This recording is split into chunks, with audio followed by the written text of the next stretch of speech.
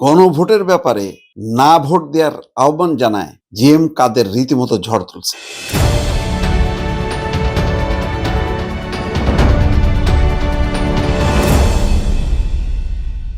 যাই বলেন, জাতীয় পার্টি আলোচনার বাইরে চলে গেছিল, কিন্তু গণভোটের ব্যাপারে না ভোট দেওয়ার আহ্বান জানায় জিএম কাদের রীতিমতো ঝড় তুলছে। জাতীয় পার্টি কিন্তু এখন আলোচনায়।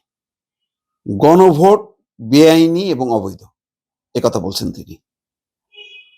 যেভাবে সরকারের মন্ত্রীরা বা উপদেষ্টারা তারা যেভাবে বলছেন যে না ভোট মানে হচ্ছে স্বৈরাচারের দোসর, এই হুমকি ধমক বা বদনাম কাদের নিয়েও কিন্তু জিএম কাদের দলগতভাবে কিন্তু বলে যাচ্ছেন কন্টিনিউয়াসলি। এটা কিন্তু সাহসের পরিচয়।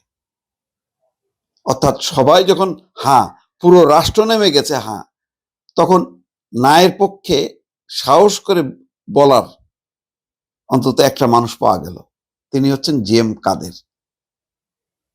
এটাও গণতন্ত্র। আমি জানি না এটা কি গণতন্ত্র বলবে নাকি এখন এরা আবার বলবে যে না এটা গণতন্ত্র না, কিন্তু অদ্ভুত ব্যাপার, গণভোটে হাও আছে নাও আছে, অপশনটা আছে, অথচ ন্যায়ের বিরুদ্ধে যেভাবে বলা হচ্ছে এটা আবার গণতন্ত্রের ভাষা না।